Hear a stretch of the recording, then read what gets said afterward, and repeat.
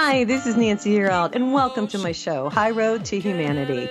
In every episode, I tell you powerful true stories filled with great wisdom that you can use in your own life as you strive for a higher road to travel. My featured guests will have their own unique stories to tell that enlighten your mind and your soul. So kick back, relax, and learn the secret to success when you take the high road. First touch, strong connection, it lays deep in your soul. Hi, this is Nancy Yearout, and welcome to High Road to Humanity. And today we have a wonderful guest, just like we always do. Today we've got Dr. Jeffery Martin, and if you're watching me on YouTube, I'm holding up his book. It's called The Finders, and this is going to be a very interesting show, you guys. We're going to talk about consciousness. We're going to talk about peace. We're going to talk about how you find peace within yourself, I think, more than anything. This is really going to be a good one. So share this with your friends. But before I bring Jeffery on, I want to talk about the state of humanity for a few minutes here. I pulled a few things that I thought were interesting, and I just want to share them with you.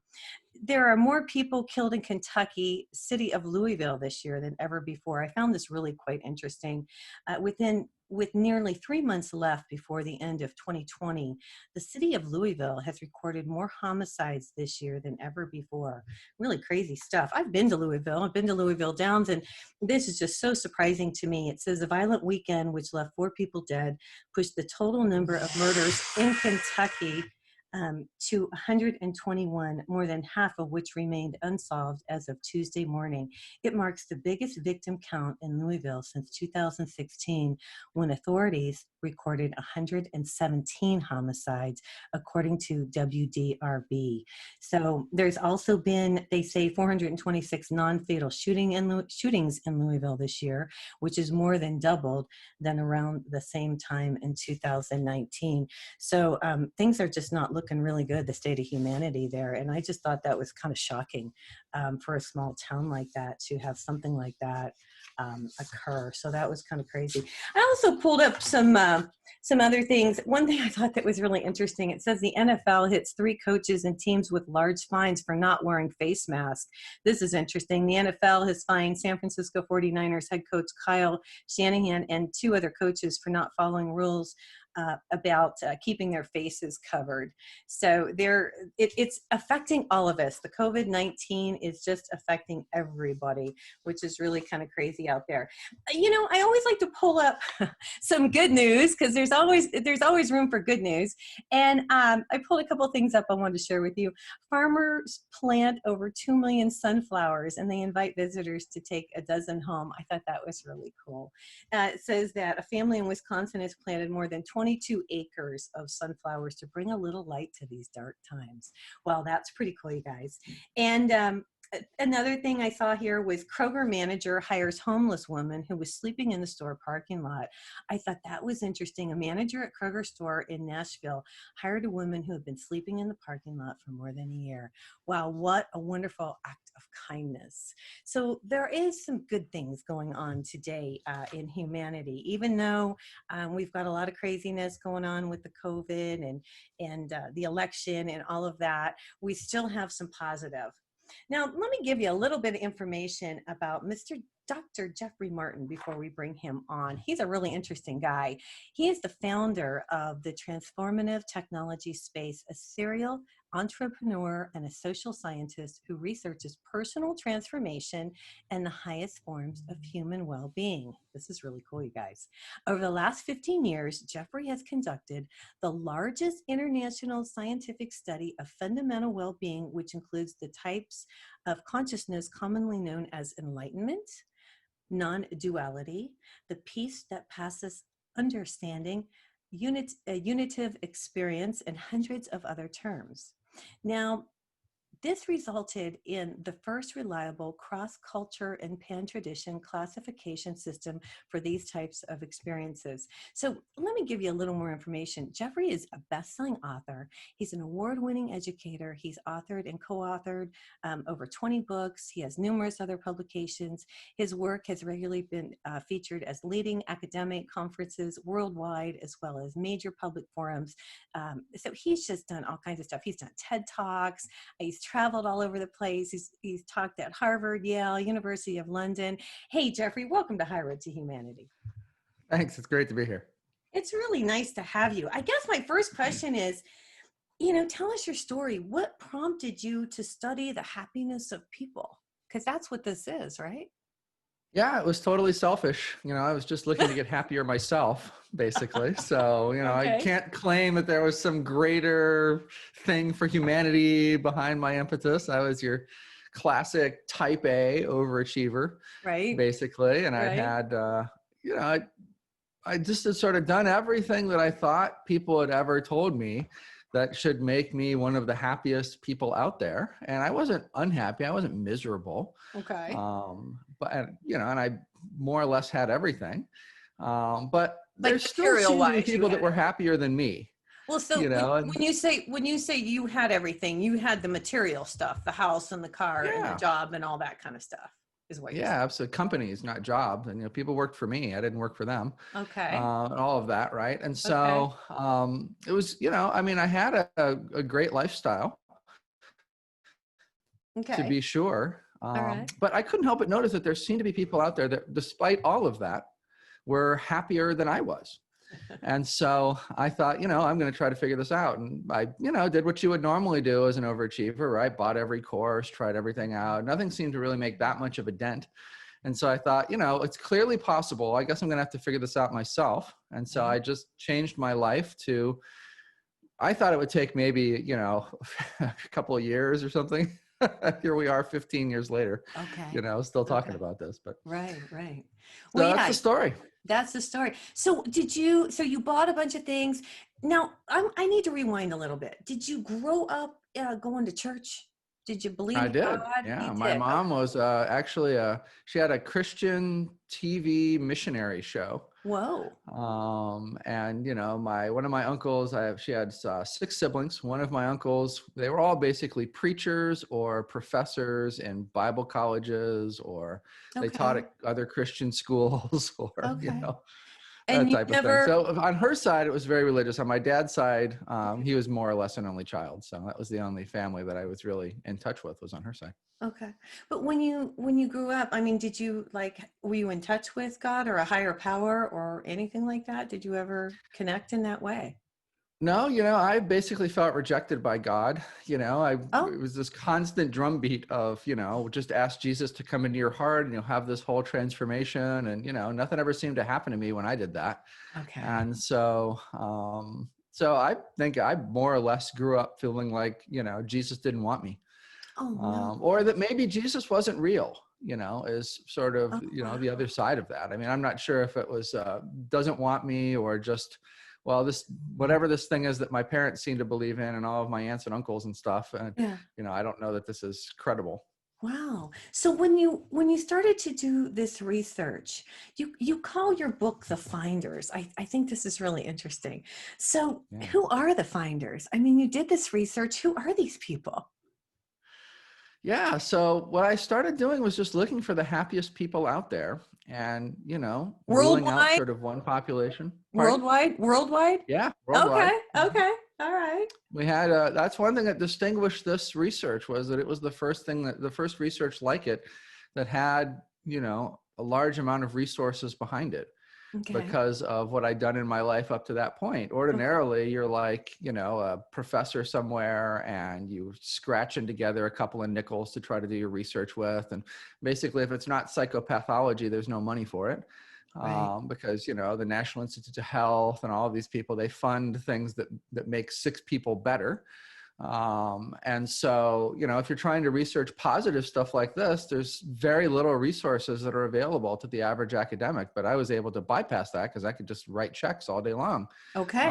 to research, right? And so it was one of the differentiating factors, Right. really, Right. in our Right. work. That and the communication networks that were available. I think we also came along at a time when it was easier to communicate with people anywhere in the world. There you go. The internet was well established, email was Mm-hmm. well established, Mm-hmm. all of that. And so those Well, two things were really what made this project possible. okay. Now, how many people globally did you know, talk to? In the initial sample, we did 1,200 people. Okay. Plus a little, right? Okay. I mean, there's a little more than that, but just rounding down, Okay. we did about 1,200 people. Okay. And so these are people who some were religious, some were atheist.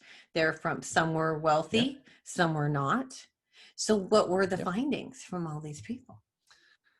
Well, they all really had what you would think of as a religious or spiritual type of Mhm. experience as it was defined at the time. Now, we've since redefined it as just a psychological, sort of neuroscience based Wait, experience, wait, but wait. Why did you redefine it? I'm going to stop you because on it that one. is, Oh, frankly, because it is. I mean, oh.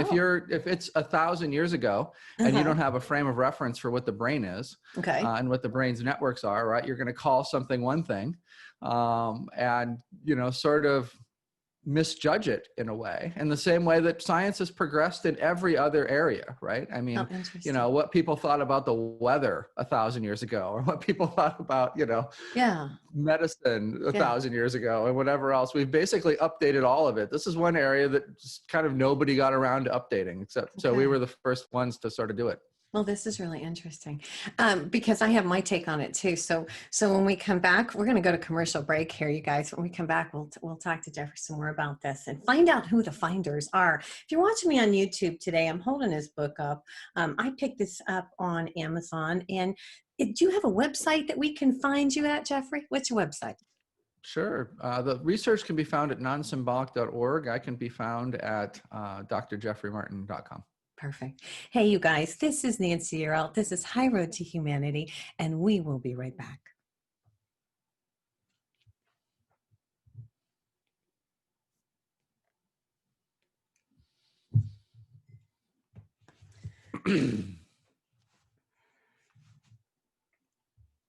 Hi, this is Nancy Yearout. This is High Road to Humanity. I'm here today with Jeffery Martin, Dr. Jeffery Martin. We're talking about a wonderful study that he did to find out the happiest people, or to find the happiest people on earth. And, so you say they were all spiritual, or you thought in the beginning they were spiritual. Can you clarify that? Because I'm a little confused on that one. Yeah, absolutely. They were people who basically represented experiencing things like enlightenment, persistent mystical experience, non-duality, God consciousness, unity consciousness, things like that. They just wound up being, Right. they represented themselves as being so much more extraordinarily happy than everybody else Yes. that it seemed to make sense to at least look in their direction. Now, I thought, what we would find is that this would be psychopathological, that these people would be delusional in some way, or Yeah. whatever else, because their claims just seemed a little too fantastic. And in fact, Right. my peers in the academic world were all like, be super careful going in that direction, because that's probably just a bunch of crazy people, But they're over there. not Don't crazy get suckered people. in, or pardon? They're not crazy people. They're happy people. You know what I They have found? turned out to not be crazy people. Yeah, Right, that's I true. know. Isn't that crazy? I'm like you. I'm a type A personality, and so I'm going to throw my 2 cents in here because it's this is what I do. I talk about spirituality, and I talk about enlightenment, and I talk about a higher a sense of consciousness. And you're exactly right. Once you start to believe in a higher power, and you can say God, you can say the divine, you can say Buddha, you can say whatever you want. But once you start to believe and realize that this isn't it, and that we are souls, and that we don't die, and that we go on, you're not afraid to die anymore. You're not afraid of death. And you change your perspective, because all those things that are outside of you don't really matter, because the power and the peace come from within. So that is what happens when you become spiritual. And over time, that's what happened to me. And that's why I do this show, because I learned that when you go within and you have faith in something bigger than yourself, then peace comes. What do you think? Have you found that as well? I think that's a very common report. And if there's one thing that delineates these people, regardless of the category of experience that they're having, Mm-hmm. it's a shift away from what nature gives us, which is a fundamental sense of discontentment. That's Right. very important to our survival instincts for, most animal species. We're in the Western world, we're very safe. We live very, very safe lives, right? And so that's less important for us. We don't have to be like the bird that when it takes a peck of a crumb has to immediately start looking around for what's going to kill it until it's Yeah. guaranteed to be safe until it can take another peck, right? But that's what we're wired for as normal animals, right? People don't like Right. to think of ourselves as animals, but we've got that same wiring that all other animals do. And so that in a modern context, in a modern sort of developed world context, gives us a sense of discontentment in every moment. And the main thing that these folks experience, a Mm-hmm. finder experiences, is a shift from a fundamental sense that something's not quite right in this moment and I better be on guard, to a sense that everything is okay. Mm-hmm. Somehow, which is often paradoxical to them, because they could be getting divorced, or they could be in the throes of having their career get crushed, or something like that. And yet, even in the middle of all of that, if they look down deep to sort of the baseline of their experience, it still somehow seems improbably like everything is okay, even though logically that doesn't really make any sense. And so, yeah, that's a good description. No fear of death. Fear of death often leaves any existential doubts or thoughts, or, people Right. that were tortured by what is the meaning of life or whatever, that all disappears. Yeah. It's a tremendous way of experiencing the world. Right. So you started to learn that, and you started to realize that these people experience life differently. Now, you talk in the book about the voice within our heads that tell us all these different things. And you talk about the narrative self. Can you talk about that a little bit? Because everybody's Right. got that voice in their mind. And you say once we can get that voice to kind of quiet down, which is true, and go within, then things change. Address that if you would. Yeah, that's just a piece of our mental architecture. Starts when sort of historical narrative life memory comes in around age 3, roughly, Mm-hmm. plus or minus for some people, right? Mm-hmm. And it basically is a key part of our survival mechanism through all of our growing up. And so it becomes what we identify with. Because it comes in with memory, it becomes what we think of as ourselves. People think of themselves as that voice in their head I that know. has emotions often associated with it, and everything else. But in reality, that wasn't there before age 2.5 or 3 or 3.5 or whenever it comes in for somebody, right? So it can't really be them per Mm-hmm. se. Mm-hmm. And it's one of the things that changes with the shift to fundamental well-being, as a realization. And usually the realization occurs because the voice gets quieter. Right. Now, for some people, that voice isn't a word-based voice. Some people think in pictures. For some people, it's more emotion than it is pictures or words. There's some great work that's come out of the University of Las Vegas, Nevada, for decades now, that shows us that, it's not just a voice that we all have in our head, even though that's how we like to sort of generically talk about it. There's all Right. sorts of different ways that this shows up for people. But whatever it is, and however it shows up for people, it basically quiets down. Right. Or usually people that experience this will experience moments of it totally going away. And that will just, yet they're still there, right? It's clearly something is still there experiencing the world. And it's sort of this aha moment, like, hold on, Yeah. how can that go away if that's me? And yet I'm still experiencing and functioning just fine in the world. I've had a fundamental assumption here that's not correct about who and what I am. And so that's usually how it shows up for people. Okay. Did that change things for you once you realized all this? It did. I was very fortunate in a sense that I had a map of a lot of people's experiences Yeah. in my head. Yeah. And so the other thing that's true about this, and I didn't transition for a long time. I actually put it off for a number of years in our research, even though I'm sure I could have done it sooner. And the reason for that is because there's something else that comes along with this, and that's a bias. And so it's actually very important to integrate this well into your life. This is as amazing a blessing as this is. Right. It can also kind of mess things up for you, Well, because it yeah. brings, pardon? Yes, because it changes everything, and all the people around you who don't feel the same way as you do drop off, correct? That's kind of what you found out. Yeah, or usually you drop them off Yeah, because there you're you go. not willing to engage with them the way that you Right, were before. You know, they're all right, suddenly like they're all sitting around talking about these stories of their life that you don't care about anymore, right. right? They don't seem to be interested in what you're talking about. You sound kind of crazy to them.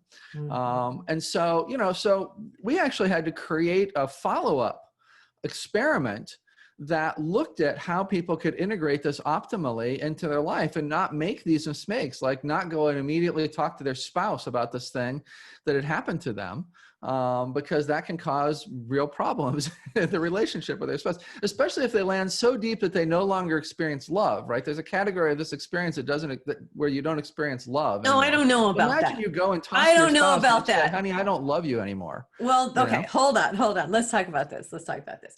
I think what happens is you have a deeper love, and if you really care about the person you're with and you become enlightened and they don't, then you have to love yourself and love them enough to move forward.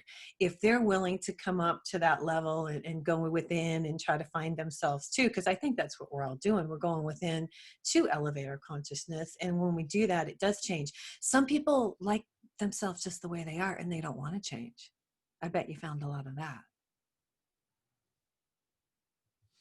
Sure, but how we relate to them from the position of a finder depends on the type of experience we fall into as a finder, right? So one of the unexpected things that happened in the first part of our research was sort of this classification of different types of the experience. Okay. Oftentimes there's sort of this notion, there's kind of a homogeny around expectations of this experience. You're in it or you're not. Wow. And what we wound up discovering is that there are many different types of this experience. And so if you're in the first type of it, for instance, what we call location one, because we intentionally don't want to say one is better than another one. So we don't want it to be level one, level two, or, Okay. you know, Right. something like that, right? So we Right. chose to say that they're all related sort of on a continuum of different types of related experiences. And then on that continuum, if you think of it like a line graph or something, Right. there is, you know, this location here and this location over here on the line and this location over here on the line. And you're not going higher or lower Right. necessarily. And so if you're in location one, for instance,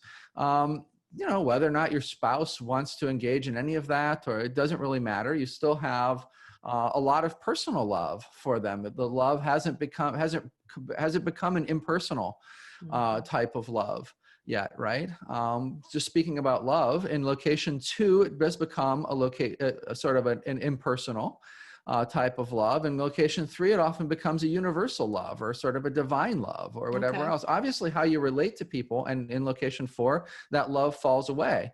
And the, you know, sort of emotionality falls away as an example. And so those are four very different experiences Right. of this. And as you might imagine, how you relate to people in each one of those experiences, and whether it's your spouse or your friends or your coworkers or whatever else, is very different. It's useful to know sort of where you're at, so that you can optimize, you know, how your interactions are with people and stuff Right. like that. Right.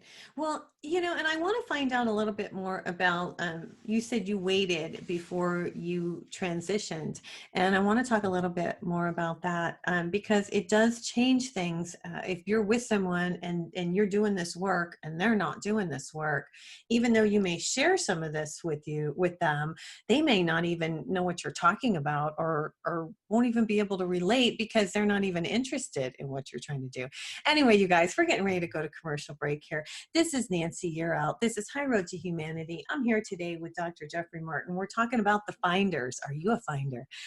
Share this show with people, you guys. This is a really good one. This is Nancy Yearout. This is High Road to Humanity, and we will be right back.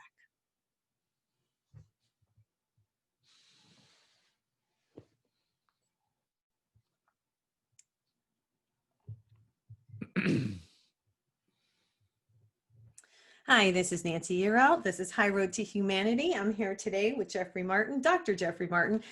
Jeffery, you said you waited. Tell me why. Why did you wait before you did this? I mean, because I was so excited once I realized, I was like, oh, I get it.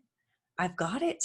I understand things are different now. You feel different. Everything, you look at everything different. I mean, didn't you start to kind of feel that going on within you, or talk to me about this? I'm curious.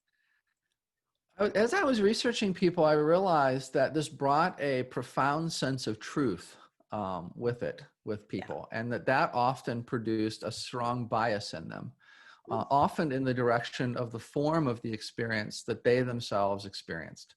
okay. And so if they experienced location one, they really felt like location one was the right experience. And if they heard someone else describing it and it sounded kind of close to them, maybe it was a location two or location three experience that was being described, Okay. they would be like, wow, that person is so close to making it, but they're just not quite there. And so this has caused a lot of friction, of course, among spiritual teachers, among spiritual traditions that all sort of have their favorite spots. And I realized, my responsibility at this point that I'd sort of accidentally taken on was as kind of the first researcher who was really looking into this in a deep and meaningful and well-resourced way. And that if I transitioned, I was most likely to wind up like one of these individuals. And wherever I landed, I was then going to basically say, this is the proper form of this experience. And Mm, so I realized that I should not do that. you And should wait. that there was sort of an ethical responsibility that had come into my life Okay. to complete a certain degree of the research. And so I did that up through from about 2006 to about 2010. And then in 2010, I felt like the work was mature enough. There were enough other people working on it that if I got hit by a bus, it would just sort of continue on. And when I had that realization, I thought, okay, well, if I can get hit by a bus, I can also transition. And if I wind up being, hugely biased or whatever, the other people that are now working on this can now sort of just push me off into a corner and say, yeah, Jeffrey's work was really great until December 2010, but after that, you just ignore what he says. He's sort of become, But wait a minute, has it unreliable. changed your life? Hasn't your life been changed by doing this? Tell me.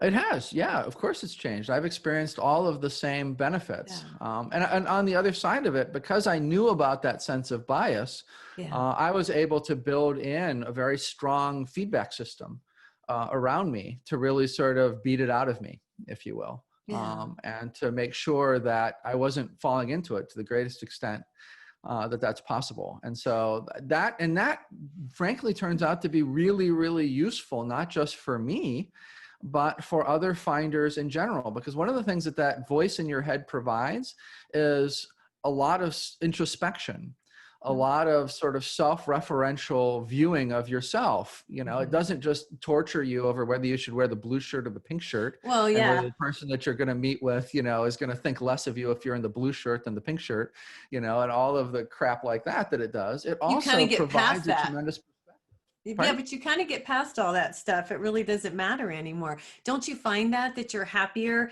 that these kind of little things don't matter anymore, when you're enlightened? Because and the other thing I wanted to bring up before you continue on is what I thought was interesting in your book. You said when somebody is enlightened and they're around somebody who isn't enlightened, but they're working on it, it changes them. And so I wanted to talk a little bit about the energy of this, because you do address that an enlightened person around somebody who's trying to get there helps them. And I feel like that's the energy of that person coming in. Can you talk about that a little? Yeah, sure. It could be the energy. It could not be the energy. I mean, the thing is, their language patterns are also different, right? Okay. Yeah. And so there's all sorts of differences just in terms of their physiological expression, Okay. in terms of their nonverbal communication. It's we haven't measured things like pheromones and things like that, but it frankly wouldn't surprise me if there were differences from that standpoint as well. One of the things that has been the most difficult for academic researchers to get bias out of their experiments with has been experimenter voice. And so, they've been able to like screen experimenter bias out of so many different things, but like the thing that is virtually impossible to screen it out of is the experimenter's voice itself. And Okay. so this is an example where, whether it's a voice in print or whether it's a voice that's a direct voice, it could just be something that simple. It could be simply, language patterns, linguistic patterns, emotional expression or lack of emotional expression patterns in the Okay. voice. Okay. I don't think that we have to go to some sort of energetic view of it to make sense of this, because there's such a rich literature in psychology of biasing your experiments unintentionally, and really getting people to have certain experiences, accidentally when you don't mean to, when you're trying to run a non-biased experiment. And one of the main problems has been the voice of the experimenter, themselves. Even when it's the experimenter's voice in a written document that is given, to the person, it's still like their voice is still in there. How they're structuring their thoughts and whatnot is still in there. And so it could sort of be that simple. Now, did you find that everybody who was enlightened had really gotten rid of the ego? Because I believe that's a big part of it. You say you call it the narrative self. I guess I call it the ego. I think we're talking about the same thing. Do you find that? Have you found that with your study? It depends. I think the ego is a little bit of a broader construct for us than the narrative self is, and that's one of the reasons that I chose the narrative self so carefully. And so I think you have to go very, very far to find people that it's difficult to find even sort of the last vestiges of the ego in. Okay. And there's very, very, very few of those people that are out there. They do exist. And in those individuals, certainly, I feel like it's been I've been unable to find aspects of what we would consider the traditional ego in them. But this also goes back to an earlier question of yours, your first question from your last two questions, right? Which is that there does develop a sense in people of sort of, especially in some locations, especially in location 2, but also in other locations, where there's a sense of, you don't need sort of self-improvement, if you will, or there's sort of a flow, like you just sort of can tell in any moment I should be doing this instead of doing that and whatever else. What we found is that I can actually bias that experimentally. That's not coming from some sort of divine source necessarily, right? In the same way that I can bias other research subjects to, pick up a hammer or to tell me the word ocean or whatever else, I can do it with these people as well. So the same parts of their nervous system are engaged. And what we think is actually, without that self-referential layer happening, that there is sort of more unconscious aspects of their system. Now, I spent the middle part of the 90s in the advertising business, kind of running a huge chunk of the global advertising industry, right? So I'm also an expert in the psychology of persuasion. And I know that there's almost no limits in terms of what we can get people to do if we've got, enough time and tools and whatever else. And a lot of that is all unconscious to them. They don't realize how they're being influenced or how they're being subliminal messages and advertising, that type of thing. Is that what can be subliminal? Yeah, but it doesn't even have to be. It doesn't even have to be subliminal. They can be so obvious, and yet it's kind of bypassing the conscious filters in a way, or even biasing the conscious filters in a way. So that would be 60 shows, in and of itself. To be like a couple of semesters of classes. And I actually did put that into a couple of semesters of classes for the University of Hong Kong for their media program.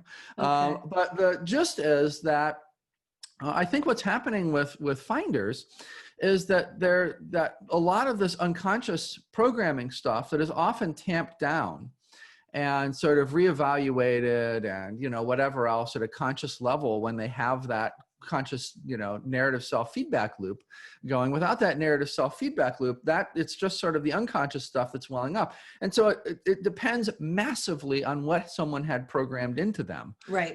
Prior to this. One of the things that was most disturbing to me was how often I would find finders who were, just completely destitute. And yet they were insisting that, life was perfect.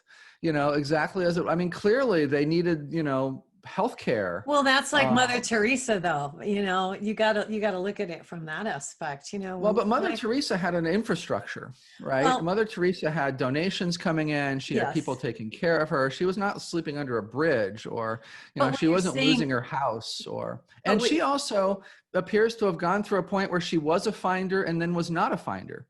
You know, if you look at her historical biography, she talks about a point where she pretty much fell out of fundamental well-being. And a lot of what she built was outside of and after fundamental well-being. And so it was like the shift to fundamental well-being put her on a road, but then she sort of, you know, lost it, because that can absolutely happen to people. People lose it as well. You know, I understand what you've done here, and I understand your research, but I really still believe that when people go within to find their true selves and they get rid of the programming like you're talking about, because we all get programmed, you do find your center. I do believe there is a connection with a higher power, and I do believe there is an energy to this aspect. Because when you are connected to the divine, you can feel that energy, and that is what brings peace within the body and the soul.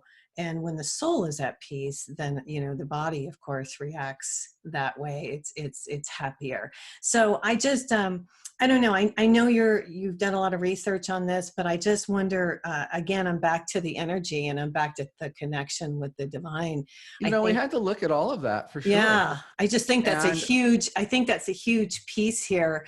But anyway, we're heading to commercial break. So when we come back, let's address that and let's talk about it, because that's where I'm losing I'm like, oh, I don't know about this. So when we come back, let's discuss that a little bit more. Hey, you guys, I'm here today with Dr. Jeffery Martin. His book is called The Finders, and it's really interesting. And this is how we're all kind of raising our consciousness, I think, as the world changes. This is Nancy Yearout. This is High Road to Humanity, and we will be right back.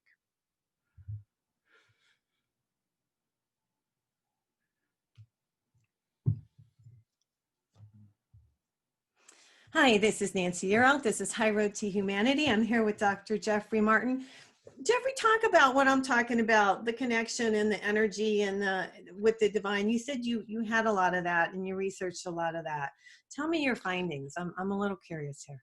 Yeah, and so what we would take people's self-reports, right? And then we would try to conduct experiments around them, or we would try to dig into them from a scientific literature standpoint or from other standpoints. Mm-hmm. And so those claims, they're totally there. So one thing that was interesting to us about, there are some major Eastern religions, for instance, that some sects, including some major sects, have realized that early on in someone's journey, it's very important for them to believe and experience that. Okay. And then later on, it's very important for them to drop that and to go beyond it, right? And so I'm not a religious scholar. All I have are like the people who want to have dinner with me because of our research and stuff like that are these religious scholars. But why do they drop it? These types, go ahead. Pardon? Yeah, why do they drop it? They drop it because they realize that it's not real, that it's sort of an internally generated belief system type of thing. And that in order to go further into fundamental well-being, as we would call it, or enlightenment, as they would call it, and in order to go further into sort of the versions of enlightenment that they want to get to, which are really the further out versions, they're not wanting to stay at location 1 or 2 or 3 or anything like that. Like they're wanting to, go far, basically. Right. And so they've come to realize that the easiest way to get someone into the lower locations is to get them to believe in this stuff and to get them to believe in it to the point where they really feel it, where it becomes like a visceral, true belief, like they swear by it, whatever else. Right. But then the point comes where they basically have to let that, they kind of have to force that out of people. And it's funny, I was in this comparative religion class at Harvard back in the day, going to school. And I could take one class that wasn't a psychology class, and the one that seemed to relate to me was comparative religions. It was like this famous professor, last time he was going to teach it, clear thing. And one of these things that they assigned us was, I got assigned this sutra to interpret from Patanjali's Yoga Sutras, from that part of the class or whatever, right? Okay. And I literally got the sutra that talked about this. Oh my gosh. Talk about divine intervention, bizarre. man. Like, what are the odds of that, right? All right. And Nothing's so just to give you an accidental, example of Jeffrey. how far back this goes and how entrenched this is, Yeah. in some of these traditions and whatnot, right? Right. And so then a more contemporary example of this is someone like Darren Brown, for instance, who's a mentalist, who can do amazing things. He can basically, make you swear that red is green, and, just all of this. He can really sort of reprogram your nervous system to do things that should seem to be impossible, literally while other people are, while your friends are looking on, if you will. And one of the things that he's done very consistently over a number of different experiments, that are all televised and made into TV shows and stuff like that, he's gotten people that are atheists basically to have this experience and to swear that they're having this experience, and to have it be so viscerally true for them that they're like, my God, this is what my grandma talked about. Oh my God, I was so wrong, Grandma, I'm so sorry, and then take them right back out of it, back to normal. And they're like, whoa, what was that? That was so real, right? And so there's historical examples, I feel like, of this. There are contemporary examples within those religious and spiritual traditions that make use of this. And then there are people that are just, really good mentalists and really good NLP practitioners and, sort of things like that kind of make a living messing with people, that have also sort of demonstrated its possibilities. So that's why it doesn't have to be real to me, right? It can be real as a real experience. Like, it doesn't deny the experience. While that woman is experiencing that, being so grateful to experience what her grandmother experienced, it's a real, genuine experience to her in that moment. But it doesn't have to have sort of the broader implications, if you will. I'm going to interrupt you for a second. I feel like what you're telling me is we can reprogram somebody's mind to believe whatever we want them to believe, is what you're saying. More or less, yeah. Yeah. And see, that's not just believe, but also experience. But that's reprogramming. That's reprogramming. Yeah. Your mind to get rid of whatever it believed before into believing something else. But it's all happening to us all the time, right? That's what culture is doing. That's what every book we read is doing. If we allow it to, right? If we allow it to. Yeah. It's not even you allow it or you don't allow it necessarily, You think it just happens? Yeah, let me give you a couple of examples from Ellen Langer's work at Harvard, right? And so these are not like finders examples. These are normal people examples. Okay. And so she's done a series of great experiments looking at just how environment can affect this, right? And so she took a bunch of old men and put them in like a hotel that she referred back to be in the 50s or something. Okay. And she measured them physiologically and emotionally and mentally and all of that to the nth degree, like everything you could possibly imagine someone could look at physiologically or mentally and emotionally, psychologically, she basically did. Okay. And what she found is that when she made that like a 50s hotel, those people physiologically reverse aged while they were there in that environment, right? She then took people and she put them into a flight simulator from the Air Force that was like a legit cockpit for like an F-15 or something. I don't remember what it was at the time. Right. And their eyesight got better, right? Because we've all unconsciously absorbed this belief that fighter pilots have to have perfect eyesight. And so she thought, I wonder what happens if I stick people. All of us have this thing, like you can't be a fighter pilot unless you have perfect eyesight, right? Right. And she's like, I wonder what happens if you take people that all have that belief that they've unconsciously absorbed. They didn't choose to absorb it, right? It's just this background thing, and stick them in. And then she did a thing that was an undergraduate thesis that was another fun one. She's got a bunch of these, but just the third and final one for this, because we're in a hurry, I know. She basically took an undergraduate thesis, and like the undergraduate theses at Harvard are often like better than PhD theses everywhere else, right? And so this was really something someone could have gotten a PhD in. It was such a good study. And then she basically went out to a couple of hotels, different hotels in the Boston area, and said to the cleaning staffs, took one group of cleaning staffs and said to the cleaning staff, I don't know if you know this or not, but you in your job are actually meeting the presidential fitness guidelines. Like, you're so fortunate because your job is like really healthy exercise all day long, and then they took another group and they just basically showed them videos on the benefits of exercising and stuff like that, right? Okay. And they measured them physiologically, and the group that had been told that their job was like exercise, in the follow-up physiological measurements, they had their physiology had literally changed as if they had been actually exercising. Right. And so there's just so many things like this that are remarkable. And it's just sort of the reality of our nature and our bodies and our biology and, all of that. But you don't normally run across these things, think about them, whatever else, unless you're in my line of work, Right. No, exactly. Well, are you happier? Oh, yeah, absolutely. It Are was the you? best thing I ever did. I love it. Are you married? Do you have kids? I mean, do you have a family or? I'm not married. I don't have kids. Okay. Okay. But you're just a So, happier soul because you realize what? because I've had the same experience, I had the same transition. I keep myself somewhere right around the end of location 2 if people look up our work and they, are wondering. Everybody always wonders like, well, what, where do you land or whatever else. I've experienced many of these locations, but the one that's most effective for me in the world is really being, it sort of maximizes my happiness, maximizes my peace and well-being, and allows me to be effective at all of the stuff that I'm responsible for in the world, which is a lot of stuff, is really the end of location 2. And, we talk about that in our work. You really have to sort of be matched up. It's pretty hard to run a company from location 3. You tend to give away all of your resources. You're not a good steward of the company's resources if you're just like, everybody that comes in front of you, you're just loving them to death from sort of this divine doesn't work like that. play, Yeah. And it's like, oh, sure, you can have a raise, or oh yeah, take the next month off, or whatever. Not so good for the business, right?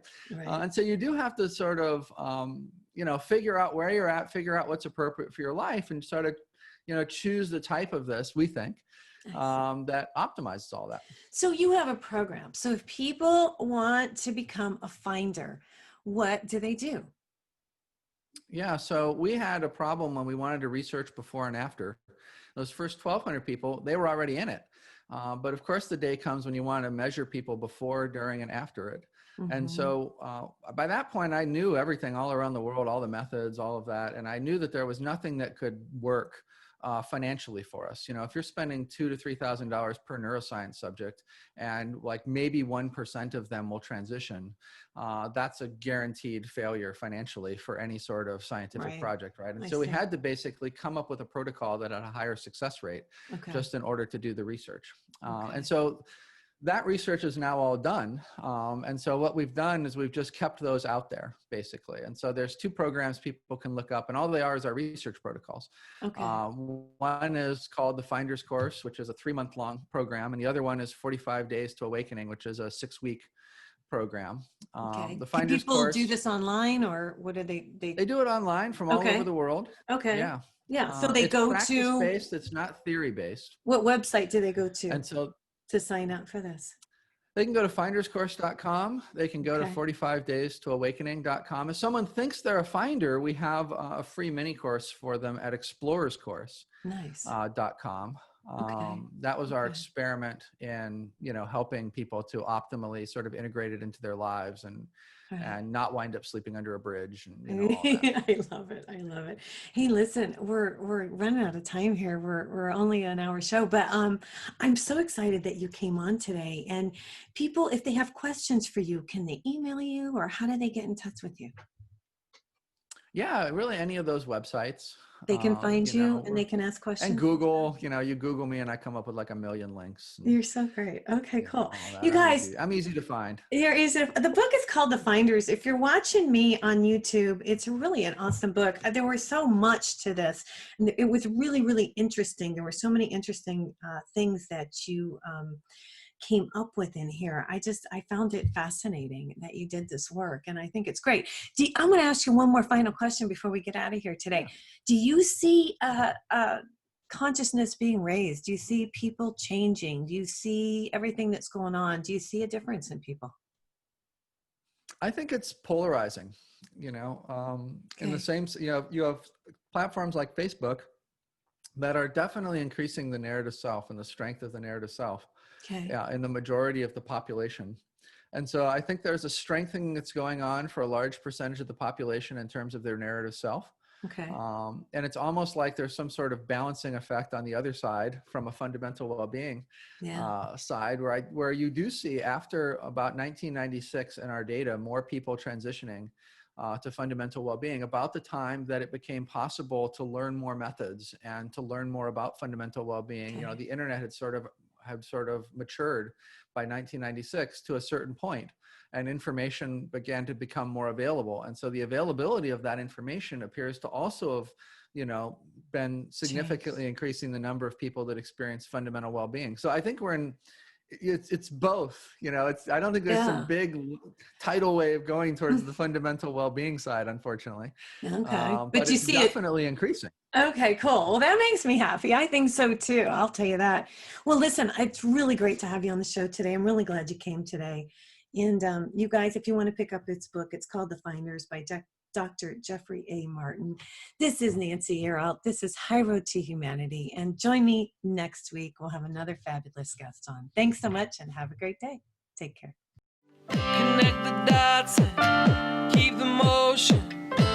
Can achieve your goal. Let's hit the high road. Hey, you guys, join me next week on The High Road for more stories filled with wisdom, love, and hope for our future. Have a fabulous week and know that by staying on the high road, you will make it to your destination. Visit my website, nancyyearout.com, where you can book a private session to learn how to tap into your own abilities. And check out my YouTube channel. It's Nancy Yearout's High Road to Humanity. You can achieve your goal.